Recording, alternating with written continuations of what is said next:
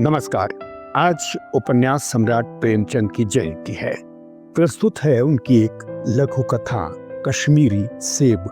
कल शाम चौक में दो चार जरूरी चीजें खरीदने गया था। पंजाबी मेवा खरोशों की दुकानें रास्ते में ही पड़ती हैं। एक दुकान पर बहुत अच्छे रंगदार गुलाबी सेब सजे हुए नजर आए। जी ललचा उठा। आजकल शिक्षित समाज में विटामिन और प्रोटीन के शब्दों में विचार करने की प्रवृत्ति हो गई है। टमाटो पहले कोई सेंत में भी न पूछता था, अब टमाटो भोजन का आवश्यक अंग बन गया है। गाजर भी पहले गरीबों के पेट भरने की चीज थी, अमीर लोग तो उसका हलवा ही खाते थे। मगर अब पता चला कि गाजर में भी बहुत विटामिन है, इसलिए गाजर को भी मेजों पर स्थान मिलने लगा। और सेब के विषय में तो यह कहा जाने लगा कि एक सेब रोज खाइए, आपको डॉक्टरों की जरूरत न रहेगी। डॉक्टर से बचने के लिए हम नीम कौड़ी तक खाने को तैयार हो सकते हैं। सेब तो रस और स्वाद में अगर आम से बढ़कर नहीं है तो घटकर भी नहीं। हाँ, बनारस के लंगड़े और लखनऊ के दशहरी और बंबई के अल्फांसो की पात दूसरी है।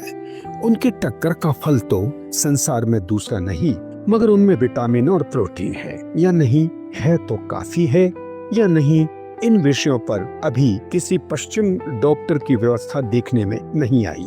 सेब को यह व्यवस्था मिल चुकी है। अब है केवल स्वाद की चीज नहीं है, उसमें गुण भी हैं। हमने दुकानदार से मोल भाव किया और आधा सेर सेब मांगे। दुकानदार ने कहा, बाबूजी बड़े मजेदार सेब आए हैं कश्मीर के, आप ले जाएं, खाकर तबीयत खुश हो जाएगी। मैंने रूमाल निकालकर उसे देते हुए कहा, चुन चुन कर रखना। दुकानदार ने तराजू उठाई और अपने नौकर से बोला, लौंडे आधा सेर कश्मीरी सेब निकाल ला, चुन कर लाना। लौंडा 4 सेब लाया। दुकानदार ने तोला, एक लिफाफे में उन्हें रखा और रुमाल में बांधकर मुझे दे दिया। मैंने 4 आने उसके हाथ में रखे। घर आकर लिफाफा ज्यों का त्यों रख दिया। रात को सेब या कोई दूसरा फल खाने का कायदा नहीं है। फल खाने का समय तो प्रातःकाल है। आज सुबह मुंह हाथ धोकर जो नाश्ता करने के लिए एक सेब निकाला तो सड़ा हुआ था। 1 रुपए के आकार का छिलका गल गया था। समझा रात को दुकानदार ने देखा न होगा। दूसरा निकाला मगर आधा सड़ा हुआ था। अब संदेह हुआ दुकानदार ने मुझे धोखा तो नहीं दिया है। तीसरा सेब निकाला, यह सड़ा तो न था मगर एक तरफ दबकर बिल्कुल पिचक गया।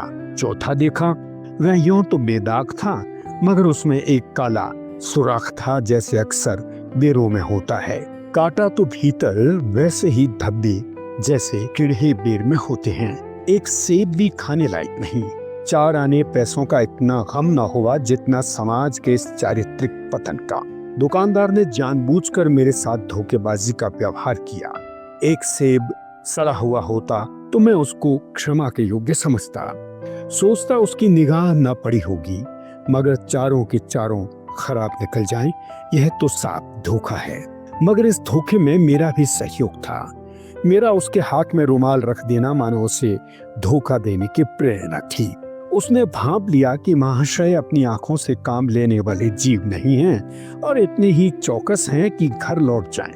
आदमी बेईमानी तभी करता है जब उसे अवसर मिलता है। बेईमानी अवसर देना, चाहे वे अपने ढीलेपन से हो या सहज विश्वास से, बेईमानी में सहयोग देना है।